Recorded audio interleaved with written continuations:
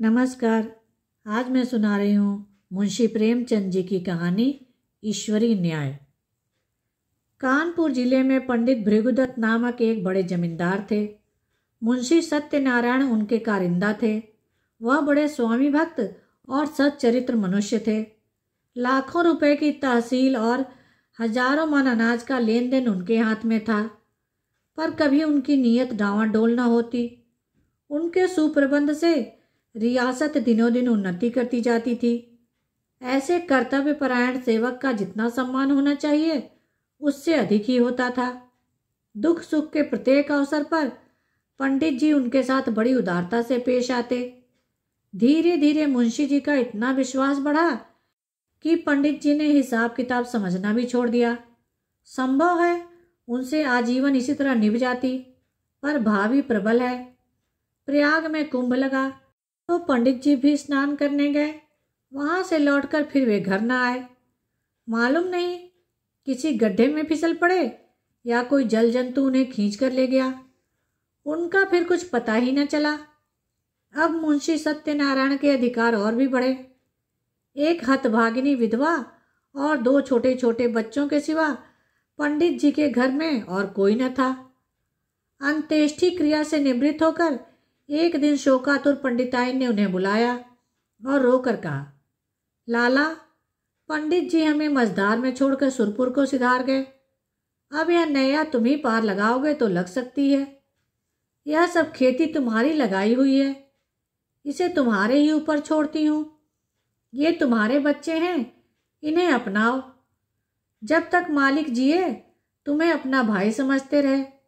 मुझे विश्वास है कि तुम उसी तरह इस भार को संभाले रहोगे। सत्यनारायण ने रोते हुए जवाब दिया, भाभी, भैया क्या उठ गए, मेरे तो भागे ही फूट गए, नहीं तो मुझे आदमी बना देते। मैं उन्हीं का नमक खाकर जिया हूं और उन्हीं की चाकरी में मरूंगा भी। आप धीरज रखें, किसी प्रकार की चिंता न करें। मैं जीते जी आपकी सेवा से मुंह न मोड़ूंगा।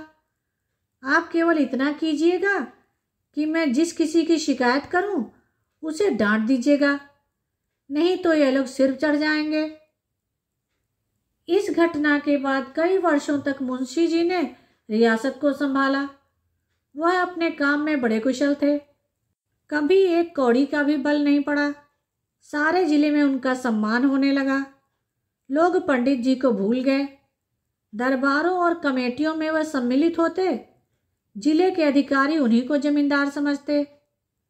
अन्य रईसों में उनका आदर था। भान कुमारी अन्य स्त्रियों के सदृश से पैसे को खूब पकड़ती। वह मनुष्य की मनोवृत्तियों से परिचित न थी। पंडित जी हमेशा लाला जी को इनाम इकराम देते रहते थे। वे जानते थे कि ज्ञान के बाद ईमान का दूसरा स्तंभ उसकी सुदशा है।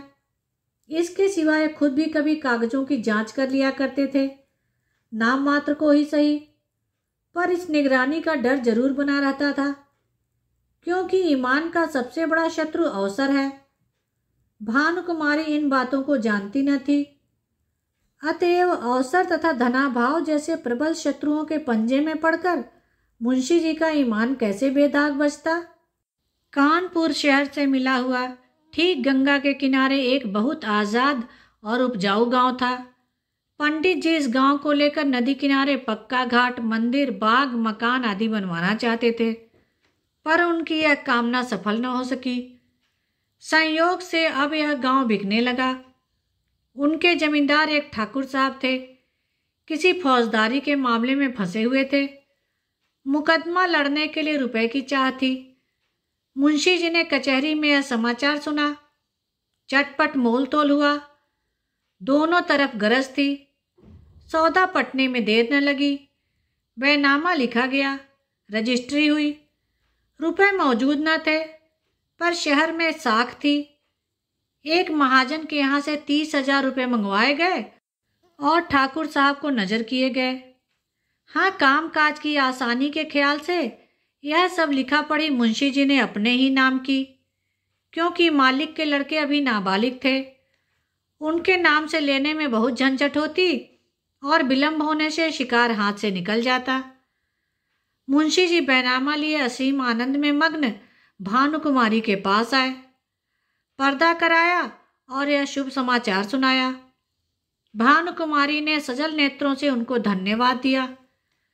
पंडित जी के नाम पर मंदिर और घाट बनवाने का इरादा पक्का हो गया। मुंशी जी दूसरे ही दिन उस गांव में आए। आसामी नजराने लेकर नए स्वामी के स्वागत को हाजिर हुए। शहर के रईसों की दावत हुई। लोगों ने नावों पर बैठकर गंगा की खूब सैर की। मंदिर आदि बनवाने के लिए आबादी से हटकर रमणीक स्थान चुना गया। यद्यपि इस गांव को अपने नाम लेते समय मुंशी जी के मन में कपट का भाव न था, तथापि 2-4 दिन में ही उनका अंकुर जम गया और धीरे धीरे बढ़ने लगा। मुंशी जी इस गांव के आय व्यय का हिसाब अलग रखते और अपने स्वामिनी को उसका ब्यौरा समझाने की जरूरत न समझते। भानुकुमारी इन बातों में दखल देना उचित न समझती थी, पर दूसरे कारिंदों से बातें सुन सुनकर उसे शंका होती थी कि कहीं मुंशी जी दगा तो न देंगे। अपने मन का भाव मुंशी जी से छिपाती थी, इस ख्याल से कि कहीं कारिंदों ने उन्हें हानि पहुंचाने के लिए षड्यंत्र न रचा हो। इस तरह कई साल गुजर गए। अब उस कपट के अंकुर ने वृक्ष का रूप धारण कर लिया। भानुकुमारी को मुंशी जी के उस मार्ग में लक्षण दिखाई देने लगे। उधर मुंशी जी के मन ने कानून से नीति पर विजय पाई। उन्होंने अपने मन में फैसला किया कि गांव मेरा है। हाँ, मैं भानुकुमारी का 30,000 का ऋणी अवश्य हूँ। वे बहुत करेंगी तो अपने रुपए ले लेंगी, और क्या कर सकती हैं। मगर दोनों तरफ यह आग अंदर ही अंदर सुलगती रही। मुंशी जी अस्त्र सज्जित होकर आक्रमण के इंतजार में थे और भानुकुमारी इसके लिए अवसर ढूंढ रही थी। एक दिन उसने साहस करके मुंशी जी को अंदर बुलाया और कहा, लाला जी, बरगदा के मंदिर का काम कब से लगवाइएगा? उसे लिए 8 साल हो गए। अब काम लग जाए तो अच्छा हो। जिंदगी का कौन ठिकाना है? जो काम करना है उसे कर ही डालना चाहिए। इस ढंग से इस विषय को उठाकर भानुकुमारी ने अपनी चतुराई का अच्छा परिचय दिया। मुंशी जी भी दिल में इसके कायल हो गए। जरा सोच कर बोले, इरादा तो मेरा कई बार हुआ, पर मौके की जमीन नहीं मिलती। गंगा तट की जमीन असामियों के जोत में है और वे किसी तरह छोड़ने पर राजी नहीं। भानुकुमारी, यह बात तो आज मुझे मालूम हुई। 8 साल हुए इस गांव के विषय में आपने कभी भूलकर भी तो चर्चा नहीं की। मालूम नहीं कितनी तहसील है, क्या मुनाफा है, कैसा गांव है, कुछ सीर होती है या नहीं। जो कुछ करते हैं आप ही करते हैं और करेंगे, पर मुझे भी तो मालूम होना चाहिए। मुंशी जी संभल उठे। उन्हें मालूम हो गया कि इस चतुर स्त्री से बाजी ले जाना मुश्किल है। गांव लेना ही है तो अब क्या डर।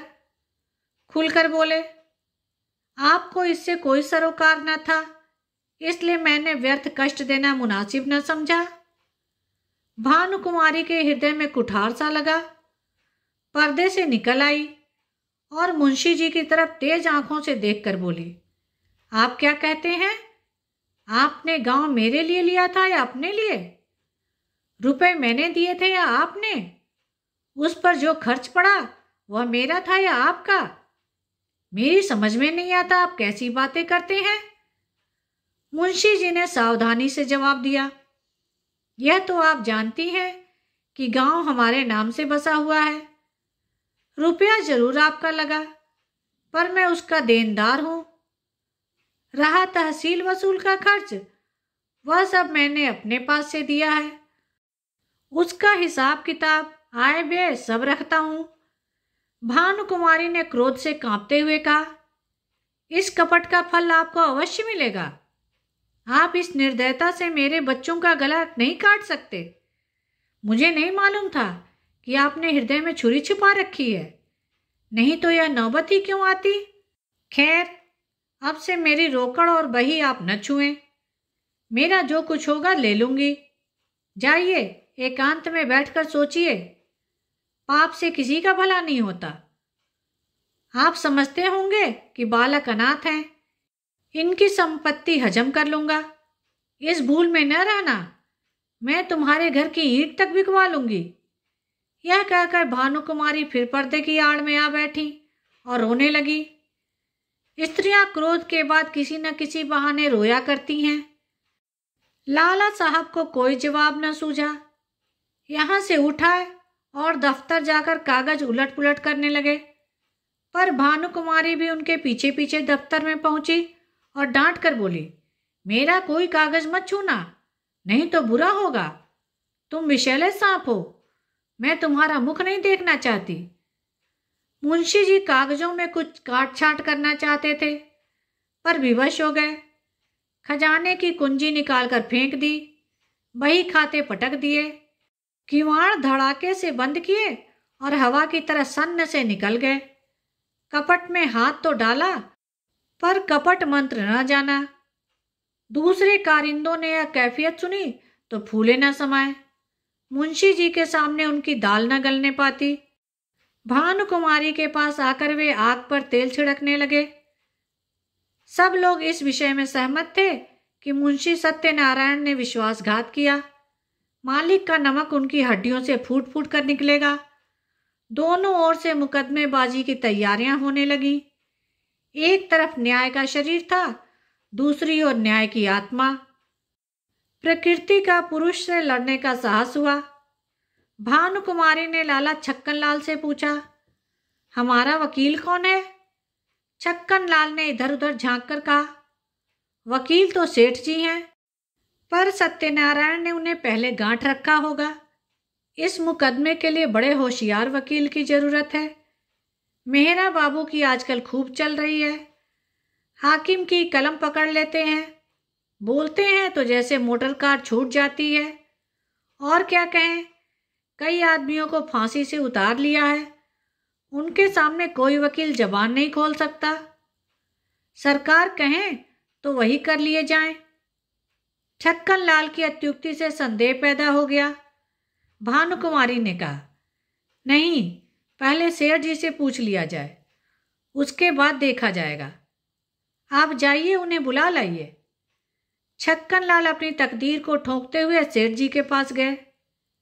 सेठ जी पंडित भृगुदत्त के जीवन काल से ही उनका कानून संबंधी सब काम किया करते थे।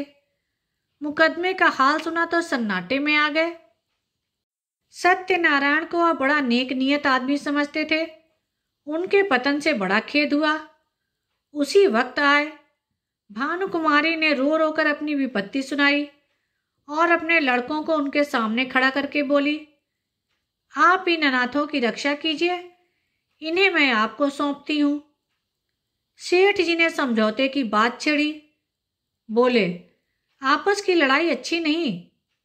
भानुकुमारी, अन्यायी के साथ लड़ना ही अच्छा है। सेठ जी, पर हमारा पक्ष निर्बल है। भानुकुमारी फिर पर्दे से निकल आई और विस्मित होकर बोली, क्या हमारा पक्ष निर्बल है? दुनिया जानती है कि गांव हमारा है, उसे हमसे कौन ले सकता है? नहीं, मैं सुलह कभी न करूंगी। आप कागजों को देखें, मेरे बच्चों की खातिर यह कष्ट उठाएं। आपका परिश्रम निष्फल न जाएगा। सत्यनारायण की नीयत पहले खराब न थी। देखिए, जिस मिति में गांव में लिया गया है, उस मिति में 30,000 का क्या खर्च दिखाया गया है। अगर उसने अपने नाम उधार लिया हो तो देखिए वार्षिक सूद चुकाया गया है या नहीं। ऐसे नर पिशाच से मैं कभी सुलह न करूंगी। सेठ जी ने समझ लिया कि इस समय समझाने बुझाने से कुछ काम न चलेगा।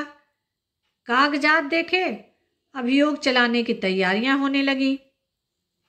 मुंशी सत्यनारायण खिसियाए हुए मकान पहुंचे। लड़के ने मिठाई मांगी, उसे पीटा। स्त्री पर इसलिए बरस पड़े कि उसने क्यों लड़के को उनके पास जाने दिया। अपनी वृद्धा माता को डांट कर कहा, तुमसे इतना भी नहीं हो सकता कि जरा लड़के को बहलाओ। एक तो मैं दिन भर का थका मांदा घर आऊं और फिर लड़के को खिलाऊं। मुझे दुनिया में न और कोई काम है न धंधा। इस तरह घर में बवेला मचाकर बाहर आए। सोचने लगे, मुझसे बड़ी भूल हुई। मैं कैसा मूर्ख हूं। और इतने दिन तक सारे कागज पत्र अपने हाथ में ही थे। चाहता तो कुछ भी कर सकता था, पर हाथ धरे बैठे रहा। आज सिर पर आ पड़ी तो सूझी। मैं चाहता तो बही खाते सब नए बना सकता था, जिसमें इस गांव का और रुपए का जिक्र ही न होता। पर मेरी मूर्खता के कारण घर में आई हुई लक्ष्मी रूठ जाती है। मुझे क्या मालूम था कि वह चुड़ैल मुझसे इस तरह पेश आएगी, कागजों में हाथ तक न लगाने देगी। इसी उधेड़-बुन में मुंशी जी एकाएक उछल पड़े। एक उपाय सूझ गया। क्यों न कार्यकर्ताओं को मिला लूं। यद्यपि मेरी शक्ति के कारण वे मुझसे नाराज थे और इस समय सीधे मुंह बात न करेंगे, तथापि उनमें ऐसा कोई भी नहीं जो प्रलोभन से मुट्ठी में न आ जाए। हाँ, इसमें रुपए पानी की तरह बहाना पड़ेगा, पर इतना रुपया आएगा कहाँ से? हाय दुर्भाग्य! 2-4 दिन पहले चेत गया होता तो कोई कठिनाई न पड़ती। क्या जानता था कि वह डायन इस तरह वज्र प्रहार करेगी। बस अब एक ही उपाय है, किसी तरह कागजात गुम कर दूं।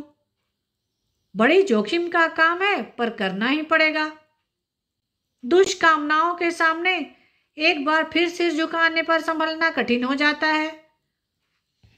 पाप के अथाह दलदल में एक बार जहां पैर पड़े, फिर प्रतिक्षण नीचे ही चले जाते हैं। मुंशी सत्यनारायण सा विचारशील मनुष्य इस समय इस फिक्र में था कि कैसे सेंध लगा पाऊं।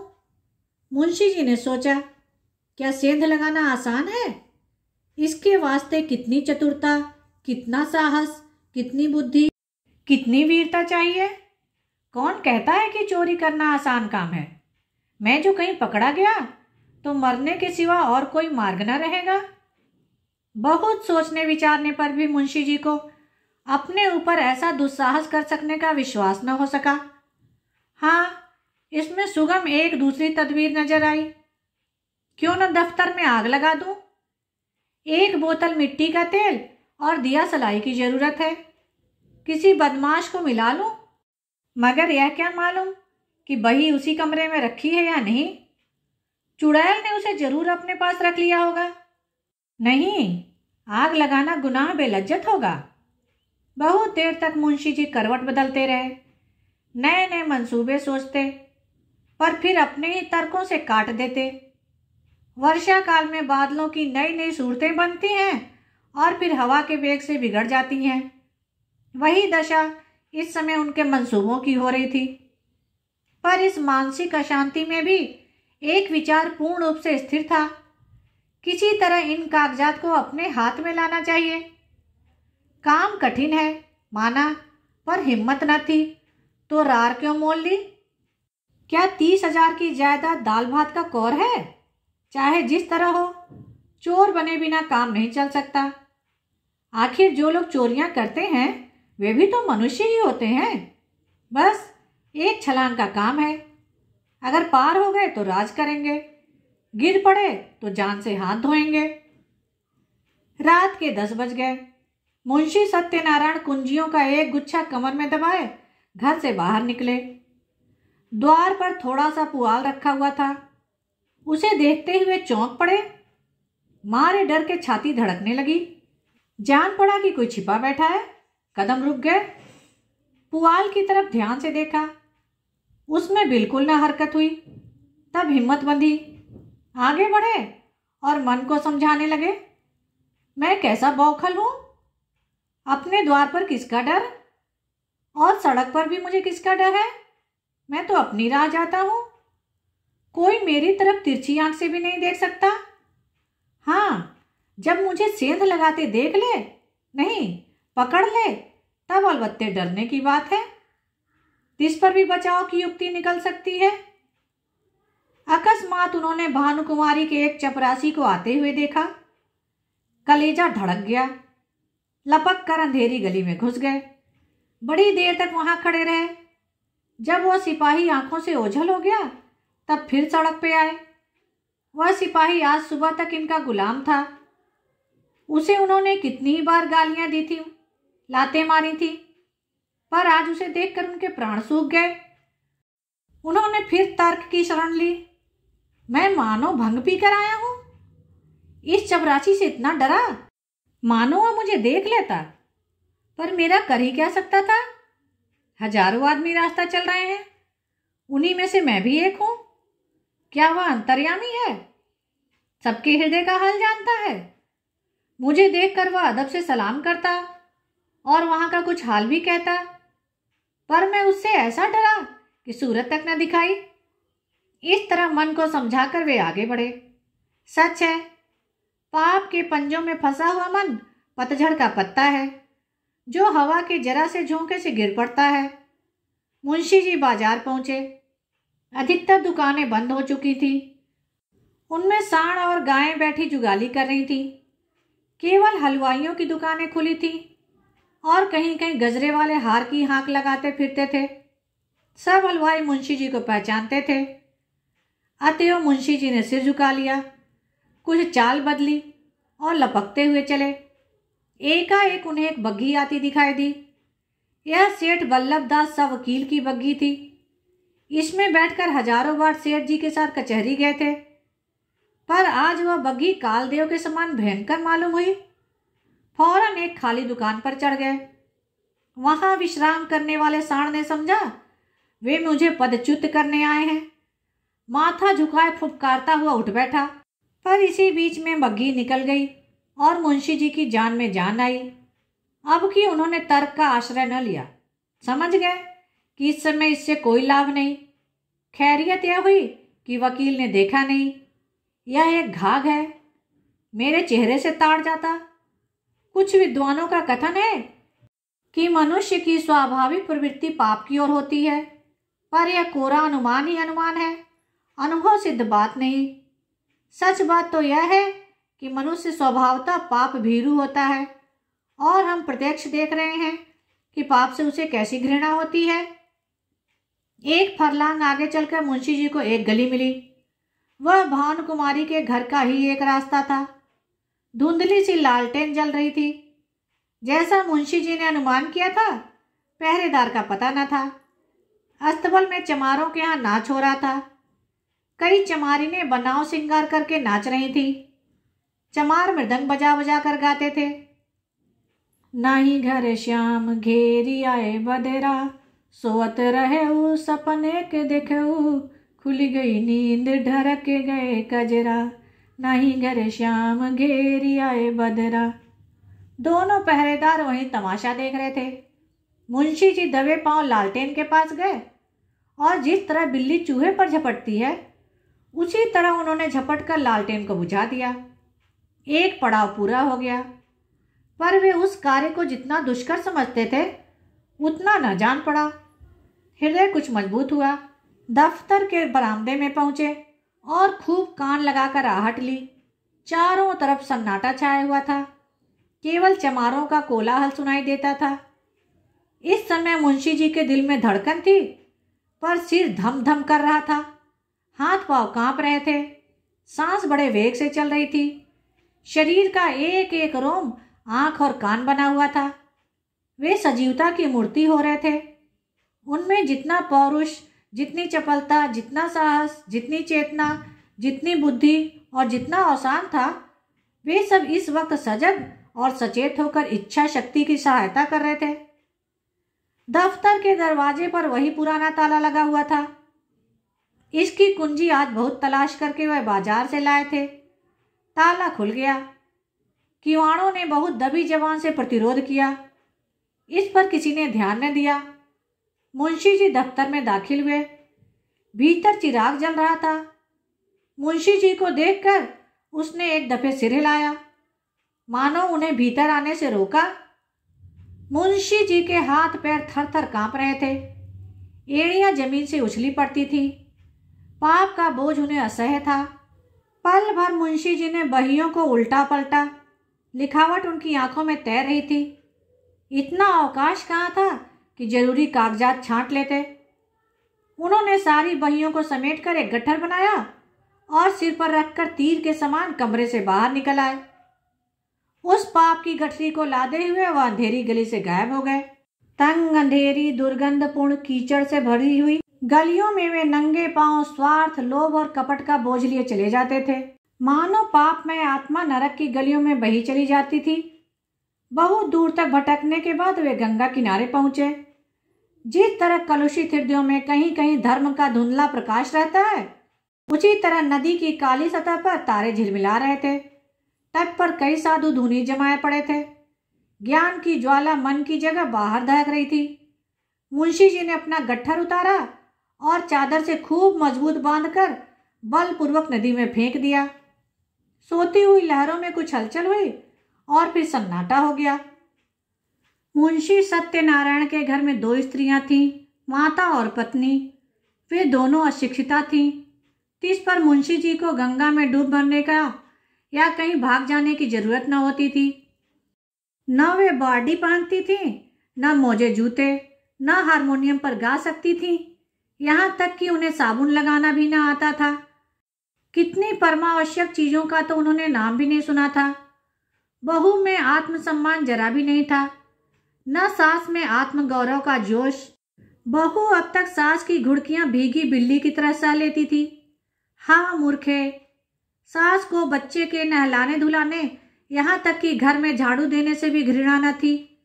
हाँ ज्ञानांधे, बहू स्त्री क्या थी, मिट्टी का लोंदा थी। 1 पैसे की जरूरत होती तो सास से मांगती। सारांश यह कि दोनों स्त्रियां अपने अधिकारों से बेखबर अंधकार में पड़ी हुई पशुवत जीवन व्यतीत कर रही थीं। ऐसी फूहड़ थीं कि रोटियां भी अपने हाथों से बना लेती थी। कंजूसी के मारे दाल मोट समोसे कभी बाजार से न मंगाती। आगरे वाले की दुकान की चीजें खाई होती तो उनका मजा जानती। बुढ़िया खूसट दवा दर्पण भी जानती थी। बैठी बैठी घास पात कूटा करती। मुंशी जी ने माँ के पास जाकर कहा, अम्मा अब क्या होगा? भानुकुमारी ने मुझे जवाब दे दिया। माता ने घबरा कर पूछा, जवाब दे दिया? मुंशी, हाँ बिल्कुल बेकसूर। माता, क्या बात हुई? भानुकुमारी का मिजाज तो ऐसा न था। मुंशी, बात कुछ न थी। मैंने अपने नाम से जो गांव लिया था उसे मैंने अपने अधिकार में ले लिया। कल मुझसे और उनसे साफ साफ बातें हुई। मैंने कह दिया कि गांव मेरा है, मैंने अपने नाम से लिया है, उसमें तुम्हारा कोई इजारा नहीं। बस बिगड़ गई, जो मुंह में आया बकती रही। उसी वक्त मुझे निकाल दिया और धमका कर कहा, मैं तुमसे लड़कर अपना गांव ले लूंगी। अब आज ही उनकी तरफ से मेरे ऊपर मुकदमा दायर होगा। मगर इससे होता क्या है? गांव मेरा है, उस पर मेरा कब्जा है। 1 नहीं 1000 मुकदमे चलाएं, डिग्री मेरी होगी। माता ने बहू की तरफ मर्मांतक दृष्टि से देखा और बोली, क्यों भैया, वह गांव लिया तो था तुमने उन्हीं के रुपए से और उन्हीं के वास्ते। मुंशी, लिया था तब लिया था, अब मुझसे ऐसा आबाद और मालदार गांव नहीं छोड़ा जाता। वह मेरा कुछ नहीं कर सकती, मुझसे अपना रुपया भी नहीं ले सकती। 150 गांव तो है, तब भी हवस नहीं मानती। माना बेटा, किसी के धन ज्यादा होता है तो वह उसे फेंक थोड़े ही देता है।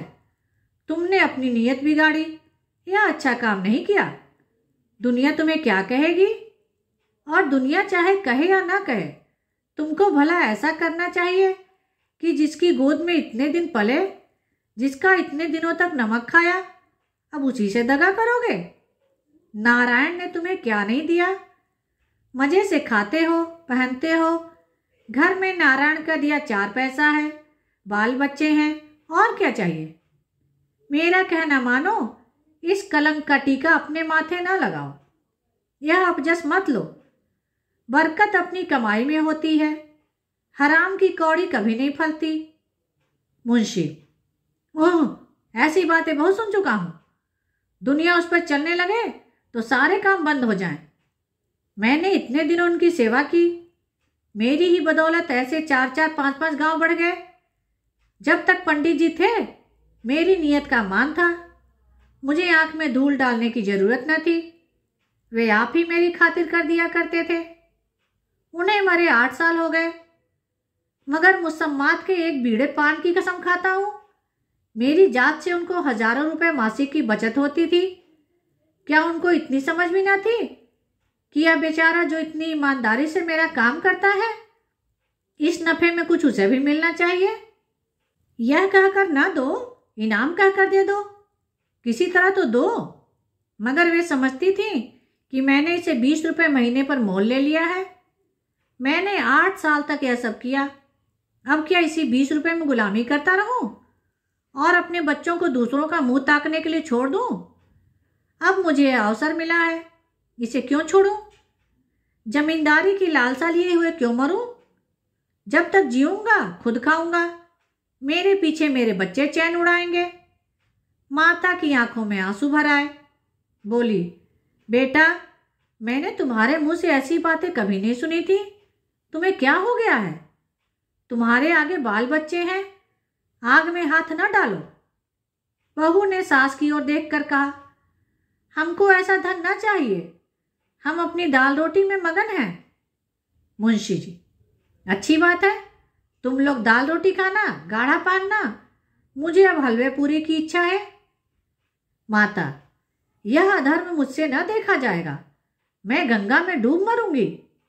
पत्नी, तुम्हें यह सब कांटा बोना है तो मुझे मायके पहुंचा दो, मैं अपने बच्चों को लेकर इस घर में ना रहूंगी। मुंशी ने झुंझलाकर कहा, तुम लोगों की बुद्धि तो भांग खा गई है। लाखों सरकारी नौकर दिन रात दूसरों का गला दबा दबा कर रिश्वतें लेते रहते हैं और चैन करते हैं। न उनके बाल बच्चों को ही कुछ होता है, न उन्हीं को हैजा पकड़ता है। अधर्म उनको क्यों नहीं खा जाता जो मुझी को खा जाएगा? मैंने तो सत्यवादियों को सदा दुख झेलते ही देखा है। मैंने जो कुछ किया है सुख लूटूंगा, तुम्हारे मन में जो आए करो। प्रातःकाल दफ्तर खुला तो कागजात सब गायब थे। मुंशी छक्कनलाल बौखलाए से घर में गए और मालकिन से पूछा, कागजात आपने उठवा लिए हैं? भानुकुमारी ने कहा, मुझे क्या खबर, जहां आपने रखे होंगे वहीं होंगे। फिर सारे घर में खलबली पड़ गई, पहरेदारों पर मार पड़ने लगी।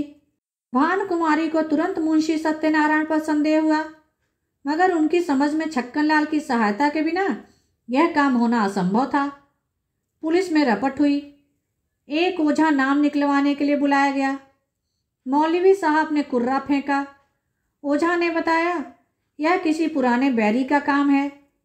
मौलवी साहब ने फरमाया, किसी घर के भेदिये ने यह हरकत की है। शाम तक यह दौड़ धूप रही। फिर यह सलाह होने लगी कि इन कागजातों के बगैर मुकदमा कैसे चले। पक्ष तो पहले से ही निर्बल था, जो कुछ बल था वह इसी वही खाते का था। अब तो सबूत भी हाथ से गए, दावे में कुछ जान ही न रही। मगर भानुकुमारी ने कहा, बला से हार जाएंगे, हमारी चीज कोई ले तो हमारा धर्म है कि उससे यथाशक्ति लड़े। हार कर बैठना कायरों का काम है। सेठ जी, जो वकील भी थे, कोई दुर्घटना का समाचार मिला तो उन्होंने भी यही कहा कि अब दावे में जरा भी जान नहीं है, केवल अनुमान और तर्क का भरोसा है। अदालत ने माना तो माना, नहीं तो हार माननी पड़ेगी। पर भानुकुमारी ने एक न मानी। लखनऊ और इलाहाबाद से 2 होशियार बैरिस्टर बुलाए गए। मुकदमा शुरू हो गया। सारे शहर में इस मुकदमे की धूम थी। कितने ही रईसों को भानुकुमारी ने साथी बनाया था। मुकदमा शुरू होने के समय हजारों आदमियों की भीड़ हो जाती थी। लोगों के इस खिंचाव का मुख्य कारण यह था कि भानुकुमारी एक पर्दे की आड़ में बैठी हुई अदालत की कार्रवाई देखा करती थी, क्योंकि उसे अब अपने नौकरों पर जरा भी विश्वास न था। वादी बैरिस्टर ने एक बड़ी मार्मिक वक्तृता की। उसने सत्यनारायण की पूर्वावस्था का पूरा अच्छा चित्र खींचा। उसने दिखलाया कि कैसे स्वामी भक्त, कैसे कार्यकुशल, कैसे कर्मशील थे और स्वर्गवासी पंडित भृगुदत्त का उस पर पूर्ण विश्वास था, किस तरह स्वाभाविक था। इसके बाद उसने सिद्ध किया कि मुंशी सत्यनारायण की आर्थिक व्यवस्था कभी ऐसी न थी कि वे इतना धन संचय करते। अंत में उसने मुंशी जी की स्वार्थपरता, कूटनीति, निर्दयता और विश्वासघातकता का ऐसा घृणोत्पादक चित्र खींचा कि लोग मुंशी जी को गालियां देने लगे। इसके साथ ही उसने पंडित जी के अनाथ बालकों की दशा का बड़ा ही करुणोत्पादक वर्णन किया। कैसे शोक और लज्जा की बात है कि ऐसा चरित्रवान, ऐसा नीति कुशल मनुष्य इतना गिर जाए कि अपने स्वामी के अनाथ बालकों की गर्दन पर छुरी चलाने का संकोच न करे।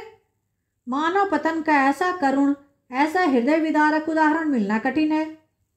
इस कुटिल कार्य के परिणाम की दृष्टि से इस मनुष्य के पूर्व परिचित सद्गुणों का गौरव लुप्त हो जाता है, क्योंकि वे असली मोती नहीं, नकली कांच के दाने थे, जो केवल विश्वास जमाने के निमित्त दर्शाए गए थे। वह केवल सुंदर जाल था जो एक सरल हृदय और छल छंद से दूर रहने वाले रईस को फंसाने के लिए फैलाया गया था। इस नर पशु का अंतःकरण कितना अंधकारमय, कितना कपटपूर्ण, कितना कठोर है, और इसकी दुष्टता कितनी घोर, कितनी अपावन है। अपने शत्रु के साथ दया करना एक बार तो क्षम्य है, मगर इस मलिन हृदय मनुष्य ने उन बेकसों के साथ दगा दिया है जिन पर मानव स्वभाव के अनुसार दया रखना उचित है। यदि आज हमारे पास बही खाते मौजूद होते, अदालत पर सत्यनारायण की सत्यता स्पष्ट रूप से प्रकट हो जाती, पर मुंशी जी के बर्खास्त होते ही दफ्तर से उनका लुप्त हो जाना भी अदालत के लिए एक बड़ा सबूत है। शहर के कई रईसों ने गवाही दी, पर सुनी सुनाई बातें जिरह में उखड़ गईं। दूसरे दिन फिर मुकदमा पेश हुआ। प्रतिवादी के वकील ने अपनी वक्तृता शुरू की। उसमें गंभीर विचारों की अपेक्षा हास्य का आधिक्य था। यह एक विलक्षण न्याय सिद्धांत है कि किसी धनाढ़ मनुष्य का नौकर जो कुछ खरीदे वह उसके स्वामी की चीज समझी जाए। इस सिद्धांत के अनुसार हमारी गवर्नमेंट को अपने कर्मचारियों की सारी संपत्ति पर कब्जा कर लेना चाहिए। यह स्वीकार करने में हमको कोई आपत्ति नहीं कि हम इतने रुपयों का प्रबंध न कर सकते थे, और यह धन हमने स्वामी से ही ऋण लिया है, पर हमसे ऋण चुकाने का कोई तकाजा न करके वह जायदाद ही मांगी जाती है। यदि हिसाब के कागजात दिखलाए जाएं, तो वे साफ बता देंगे कि मैं सारा ऋण दे चुका। हमारे मित्र ने कहा कि ऐसी अवस्था में बहियों का गुम हो जाना भी अदालत के लिए एक सबूत होना चाहिए। मैं भी उसी युक्ति का समर्थन करता हूँ। यदि मैं आपसे ऋण लेकर अपना विवाह करूं, तो क्या मुझसे मेरी नवविवाहिता वधू को छीन लेंगे? हमारे सुयोग मित्र ने हमारे ऊपर अनाथों के साथ दगा करने का दोष लगाया है। अगर मुंशी सत्यनारायण की नीयत खराब होती तो उनके लिए सबसे अच्छा अवसर वह था जब पंडित भृगुदत्त का स्वर्गवास हुआ था। इतने विलंब की क्या जरूरत थी? यदि आप शेर को फंसाकर उसके बच्चे को उसी वक्त नहीं पकड़ लेते, उसे बढ़ने और सबल होने का अवसर देते हैं, तो मैं आपको बुद्धिमान न कहूँगा। यथार्थ बात यह है कि मुंशी सत्यनारायण ने नमक का जो कुछ हक था वह पूरा कर दिया। 8 वर्ष तक तन मन से स्वामी के संतान की सेवा की। आज उन्हें अपनी साधुता का जो फल मिल रहा है वह बहुत ही दुखजनक और हृदय विदारक है। इसमें भानुकुमारी का दोष नहीं, वे एक गुण संपन्न महिला हैं, मगर अपनी जाति के अवगुण उनमें भी विद्यमान है। ईमानदार मनुष्य स्वभावतः स्पष्ट भाषी होता है, उसे अपनी बातों में नमक मिर्च लगाने की जरूरत नहीं होती। यही कारण है कि मुंशी जी के मृदुभाषी मातहतों को उन पर आक्षेप करने का मौका मिल गया। इस दावे की जड़ केवल इतनी ही है और कुछ नहीं। भानुकुमारी यहाँ उपस्थित हैं। क्या वे क्या कह सकती हैं कि इस 8 वर्ष की मुद्दत में कभी इस गांव का जिक्र उनके सामने आया? कभी उसके हानि लाभ, आय व्यय, लेन देन की चर्चा उनसे की गई? मान लीजिए कि मैं गवर्नमेंट का मुलाजिम हूँ। यदि मैं आज दफ्तर में आकर अपनी पत्नी के आय व्यय और अपने टहलुओं के टैक्सों का पचड़ा गाने लगूं, तो शायद मुझे शीघ्र ही अपने पद से पृथक होना पड़े, और संभव है कुछ दिनों तक बरेली की अतिथिशाला में रखा जाऊं। जिस गांव से भानुकुमारी का सरोकार नहीं, उसकी चर्चा उनसे क्यों की जाती? इसके बाद बहुत से गवाह पेश हुए, जिनमें अधिकांशतः आसपास के देहातों के जमींदार थे। उन्होंने बयान किया, हमने मुंशी सत्यनारायण को अपनी दस्तखती रसीदें और अपने नाम से खजाने में रुपया दाखिल करते देखा है। इतने में संध्या हो गई। अदालत ने 1 सप्ताह में फैसला सुनाने का हुक्म दिया। सत्यनारायण को अब अपनी जीत में कोई संदेह न था। वादी पक्ष के गवाह भी उखड़ गए थे और बहस भी सबूत से खाली थी। अब इनकी गिनती भी जमींदारों में होगी और संभव है यह कुछ दिनों में रईस कहलाने लगेंगे। पर किसी न किसी कारण से अब शहर के गणमान्य पुरुषों से आंखें मिलाते शर्माते थे। उन्हें देखते ही उनका सिर नीचा हो जाता था। वह मन में डरते थे कि वे लोग कहीं इस विषय में कुछ पूछताछ न कर बैठे। वह बाजार में निकलते तो दुकानदारों में कुछ कानाफूसी होने लगती और लोग उन्हें तिरछी दृष्टि से देखने लगते। अब तक लोग उन्हें विवेकशील और सच्चरित्र मनुष्य समझते थे। शहर के धनी मानी उन्हें इज्जत की निगाह से देखते और उनका बड़ा आदर करते थे। यद्यपि मुंशी जी को अब तक इनसे टेढ़ी तिरछी सुनने का संयोग न पड़ा था, तथापि उनका मन कहता था कि सच्ची बात किसी से छिपी नहीं है। चाहे अदालत से उनकी जीत हो जाए, पर उनकी साख अब जाती रही। अब उन्हें लोग स्वार्थी, कपटी और दगाबाज समझेंगे। दूसरों की बात तो अलग रही, स्वयं उनके घर वाले उनकी उपेक्षा करते थे। बूढ़ी माता ने 3 दिन से मुंह में पानी नहीं डाला। स्त्री बार बार हाथ जोड़कर कहती थी, अपने प्यारे बालकों पर दया करो, बुरे काम का फल कभी अच्छा नहीं होता, नहीं तो पहले मुझी को विष खिला दो। जिस दिन फैसला सुनाया जाने वाला था, प्रातःकाल एक कुंजड़िन तरकारियां लेकर आई और मुंशी आइन से बोली, बहू जी, हमने बाजार में एक बात सुनी है, बुरा न मानो तो कहूँ। जिसको देखो उसके मुंह से यही बात निकलती है कि लाला बाबू ने जालसाजी से पंडिताइन का कोई हल्का ले लिया। हमें तो इस पर यकीन नहीं आता। लाला बाबू ने न संभाला होता तो अब तक पंडिताइन का कहीं पता न लगता, एक अंगुल जमीन न बचती। इन्हीं में एक सरदार था कि सबको संभाल लिया। तो क्या आप उन्हीं के साथ बदी करेंगे? अरे बहू, कोई कुछ साथ लाया है कि ले जाएगा? यही नेक बदी रह जाती है। बुरे का फल बुरा होता है। आदमी न देखे पर अल्लाह सब कुछ देखता है। बहू जी पर घड़ों पानी पड़ गया। जी चाहता था कि धरती फट जाती तो उसमें समा जाती। स्त्रियां स्वभावतः लज्जावती होती हैं। उनमें आत्माभिमान की मात्रा अधिक होती है। निंदा अपमान उनसे सहन नहीं हो सकता। सिर झुकाए हुए बोली, बुआ, मैं इन बातों को क्या जानूं? मैंने तो आज ही तुम्हारे मुंह से सुनी है। कौन सी तरकारियां हैं? मुंशी सत्यनारायण अपने कमरे में लेटे हुए कुंजड़िन की बातें सुन रहे थे। उसके चले जाने के बाद आकर स्त्री से पूछने लगे, यह शैतान की खाला क्या कह रही थी? स्त्री ने पति की ओर से मुंह फेर लिया और जमीन की ओर ताकते हुए बोली, क्या तुमने नहीं सुना? तुम्हारा गुणगान कर रही थी। तुम्हारे पीछे देखो, किस किस के मुंह से यह बातें सुननी पड़ती हैं और किस किस से मुंह छिपाना पड़ता है। मुंशी जी अपने कमरे में लौट आए। स्त्री को कुछ उत्तर न दिया।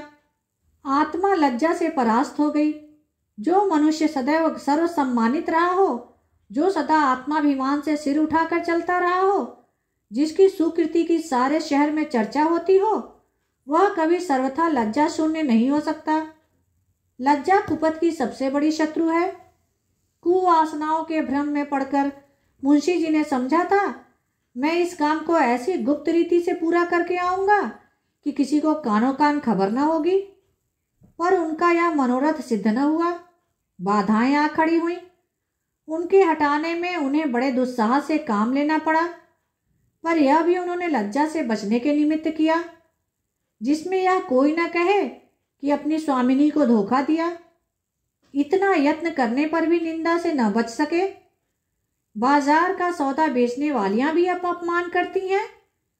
कुवासनाओं से दबी हुई लज्जा शक्ति इस कड़ी चोट को सहन न कर सकी। मुंशी जी सोचने लगे, अब मुझे धन संपत्ति मिल जाएगी, ऐश्वर्यवान हो जाऊंगा, परंतु निंदा से मेरा पीछा न छूटेगा। अदालत का फैसला मुझे लोक निंदा से न बचा सकेगा। ऐश्वर्य का फल क्या है? मान और मर्यादा। उससे हाथ धो बैठा तो ऐश्वर्य को लेकर क्या करूंगा? चित्त की शक्ति खोकर, लोक लज्जा सहकर, जन समुदाय में नीच बनकर और अपने घर में कलह का बीज बोकर यह संपत्ति मेरे किस काम आएगी? और यदि वास्तव में कोई न्याय शक्ति हो और वह मुझे इस कुकृत्य का दंड दे, तो मेरे लिए सिवा मुख में कालिख लगाकर निकल जाने के और कोई मार्ग न रहेगा। सत्यवादी मनुष्य पर कोई विपत्ति पड़ती है तो लोग उनके साथ सहानुभूति करते हैं। दुष्टों की विपत्ति लोगों के लिए व्यंग की सामग्री बन जाती है। उस अवस्था में ईश्वर अन्यायी ठहराया जाता है, मगर दुष्टों की विपत्ति ईश्वर के न्याय को सिद्ध करती है। परमात्मन, इस दुर्दशा से मेरा किसी तरह उद्धार करो। क्यों न जाकर मैं भानुकुमारी के पैरों पर गिर पड़ूं और विनय करूं कि यह मुकदमा उठा लो। शोक, पहले यह बात मुझे क्यों न सूझी? अगर कल तक मैं उनके पास चला गया होता तो बात बन जाती, पर अब क्या हो सकता है? आज तो फैसला सुनाया जाएगा। मुंशी जी देर तक इसी विचार में पड़े रहे, पर कुछ निश्चय न कर सके कि क्या करें। भानुकुमारी को भी विश्वास हो गया कि अब गांव हाथ से गया। बेचारी हाथ मलकर रह गई। रात भर उसे नींद न आई। रह रहकर मुंशी सत्यनारायण पर क्रोध आता था। हाय पापी, ढोल बजाकर मेरा 50,000 का माल लिए जाता है और मैं कुछ नहीं कर सकती। आजकल के न्याय करने वाले बिल्कुल आंख के अंधे हैं। जिस बात को सारी दुनिया जानती है उसमें भी उनकी दृष्टि नहीं पहुंचती। बस दूसरों की आंखों को देखते हैं। कोरे कागजों के गुलाम हैं। न्याय वह है जो दूध का दूध, पानी का पानी कर दे। यह नहीं कि खुद ही कागजों के धोखे में आ जाए, खुद ही पाखंडियों के जाल में फंस जाए। इसी से तो ऐसी छली कपटी, दगाबाज और दुरात्माओं का साहस बढ़ गया है। खैर, गांव जाता है तो जाए, लेकिन सत्यनारायण, तुम शहर में कहीं मुंह दिखाने के लायक भी न रहे। इस ख्याल से भानुकुमारी को कुछ शांति मिली। शत्रु की हानि मनुष्य को अपने लाभ से कुछ अधिक प्रिय होती है। मानव स्वभाव ही कुछ ऐसा है। तुम हमारा एक गांव ले गए, नारायण चाहेंगे तो तुम भी इससे सुख न पाओगे। तुम आप नरक की आग में जलोगे। तुम्हारे घर में कोई दिया जलाने वाला न रह जाएगा। फैसले का दिन आ गया। आज इजलास में बड़ी भीड़ थी। ऐसे ऐसे महानुभाव उपस्थित थे जो बगुलों की तरह अफसरों की बधाई और विदाई के अवसरों में ही नजर आते हैं। वकीलों और मुख्तारों की पलटन भी जमा थी। नियत समय पर जज साहब ने इजलास सुशोभित किया। विस्तृत न्याय भवन में सन्नाटा छा गया। अहलमद ने संदूक से तजबीज निकाली। लोग उत्सुक होकर एक एक कदम और आगे खिसक गए। जज ने फैसला सुनाया। मुद्दई का दावा खारिज। दोनों पक्ष अपना अपना खर्च सह लें। यद्यपि फैसला लोगों के अनुमान के अनुसार ही था, तथापि जज के मुंह से उसे सुनकर लोगों में हलचल सी मच गई। उदासीन भाव से फैसले पर आलोचनाएं करते हुए लोग धीरे धीरे कमरे से निकलने लगे। एकाएक भानुकुमारी घूंघट निकाले इजलास पर आकर खड़ी हो गई। जाने वाले लौट पड़े। जो बाहर निकल गए थे दौड़कर आ गए और कौतूहल पूर्वक भानुकुमारी की तरफ ताकने लगे। भानुकुमारी ने कंपित स्वर में जज से कहा, सरकार, यदि हुक्म दें तो मैं मुंशी जी से कुछ पूछूं। यद्यपि यह बात नियम के विरुद्ध थी, तथापि जज ने दयापूर्वक आज्ञा दे दी। तब भानुकुमारी ने सत्यनारायण की तरफ देखकर कहा, लाला जी, सरकार ने तुम्हारी डिग्री तो कर दी है, गांव तुम्हें मुबारक रहे, मगर ईमान आदमी का सब कुछ है। ईमान से कह दो गांव किसका है। हजारों आदमी यह प्रश्न सुनकर कौतूहल से सत्यनारायण की तरफ देखने लगे। मुंशी जी विचार सागर में डूब गए। हृदय में संकल्प और विकल्प में घोर संग्राम होने लगे। हजारों मनुष्यों की आंखें उनकी तरफ जमी हुई थी। यथार्थ बात अब किसी से छिपी न थी। इतने आदमियों के सामने असत्य बात मुंह से निकल न सकी। लज्जा से जबान बंद कर ली। मेरा कहने में काम बनता था, कोई बात न थी, किंतु घोरतम पाप का दंड समाज दे सकता है, उसके मिलने का पूरा भय था। आपका कहने से काम बिगड़ता था। जीती जिताई बाजी हाथ से निकल जाती थी। सर्वोत्कृष्ट काम के लिए समाज से जो इनाम मिल सकता था उसके मिलने की पूरी आशा थी। आशा के भय को जीत लिया। उन्हें ऐसा प्रतीत हुआ जैसे ईश्वर ने मुझे अपना मुख उज्जवल करने का यह अंतिम अवसर दिया है। मैं अब भी मानव सम्मान का पात्र बन सकता हूँ, अब अपनी आत्मा की रक्षा कर सकता हूँ। उन्होंने आगे बढ़कर भानुकुमारी को प्रणाम किया और कांपते हुए स्वर में बोले, आपका। हजारों मनुष्यों के मुंह से एक गगन स्पर्शी ध्वनि निकली, सत्य की जय। जज ने खड़े होकर कहा, यह कानून का न्याय नहीं, ईश्वरीय न्याय है। इसे कथा न समझिएगा, यह सच्ची घटना है। भानुकुमारी और सत्यनारायण अब भी जीवित हैं। मुंशी जी के इस नैतिक साहस पर लोग मुग्ध हो गए। मानवीय न्याय पर ईश्वरीय न्याय ने जो विलक्षण विजय पाई, उसकी चर्चा शहर भर में महीनों रही। भानुकुमारी मुंशी जी के घर गई, उन्हें मना कर लाई, फिर अपना सारा कारोबार उन्हें सौंपा और कुछ दिनों उपरांत यह गांव उन्हीं के नाम हिब्बा कर दिया। मुंशी जी ने भी उसे अपने अधिकार में रखना उचित न समझा, कृष्णार्पण कर दिया। अब उसकी आमदनी दीन दुखियों और विद्यार्थियों की सहायता में खर्च होती है। धन्यवाद।